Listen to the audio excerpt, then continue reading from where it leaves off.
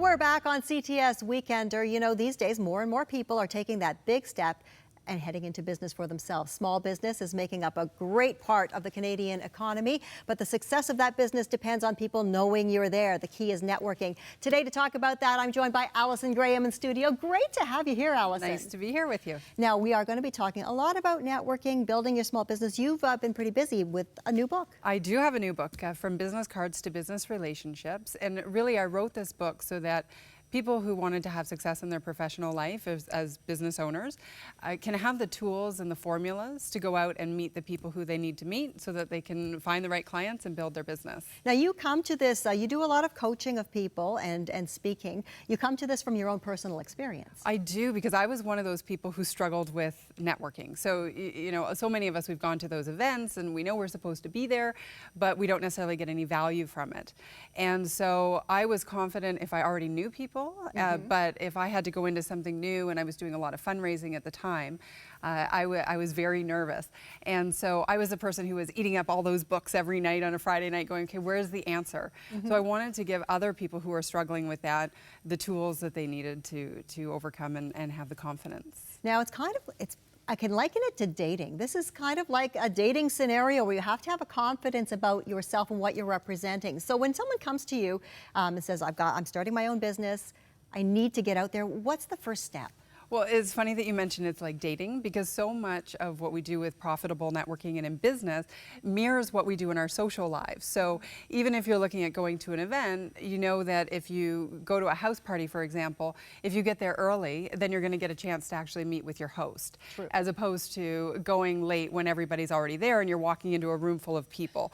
So if we look at what we do in our own social lives, it's just that sometimes when we put business networking around it, there becomes this real stress that goes with it.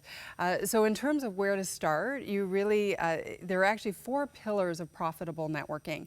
So we talk about having realistic expectations and a right perspective, a personal brand, a positive personal brand, your strategic plan, and then knowing the procedures and the actual activities of how to do it.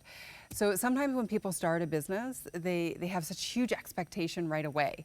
And we want everything to happen immediately. And it actually usually takes about twice as long as you anticipate it happening. So you want to have realistic expectations that you're not walking into an event or calling up somebody who you know and expecting to sell them right away. You need to find the fit and sell your value. Now, I would assume, too, that there's a certain amount of research that's required because you want to go to the right things or meet the right people. Right. So I had one advisor come to me and she's like, listen, Allison, I'm spending so much time out in the community. I'm networking, I'm meeting people, and people love me. Why am I not getting any business? And I said, okay, well, let's think. Who's your target market? And she said, well, people who have like money to invest. And I said, well, of all the work that you're doing in the community, how many people there have over $150,000 or more to invest? And she's like, I don't think any of them.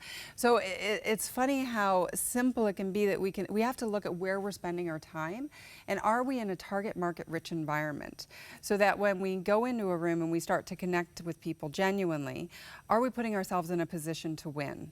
And really a lot of professionals will spend a lot of time around people who aren't necessarily their target market in business. And having someone to help guide you and coach you, I guess that's a big part of what the book's about then. This is kind of like your own personal pocket coach. It absolutely is. And actually on my website, elevatebiz.com, you can go and get some free downloads and that can really help you with your work that go along with the book.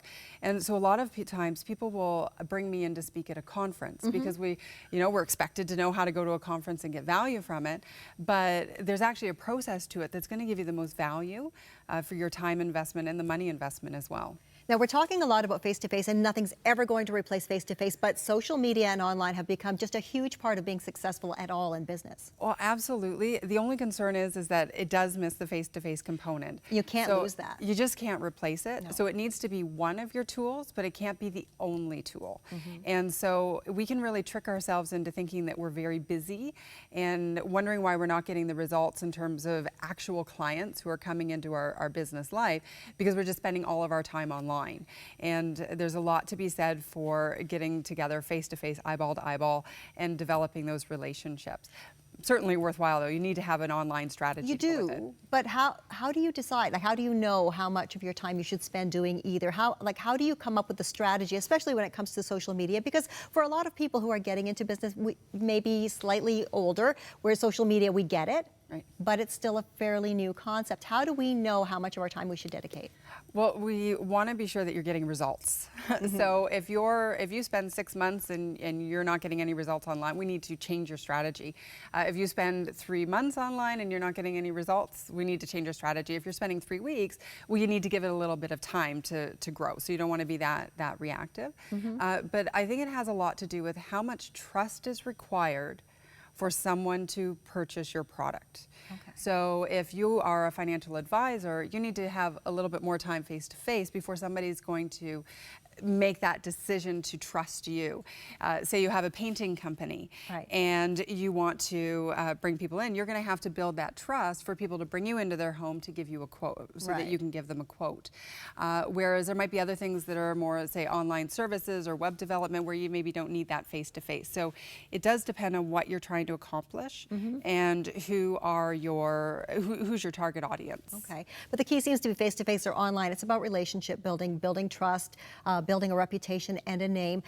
Now, one question I really want to hit on, because people go into business and you get these dreams. You have a massive dream and money's going to be rolling in. Realistically, for a small business, how long to success?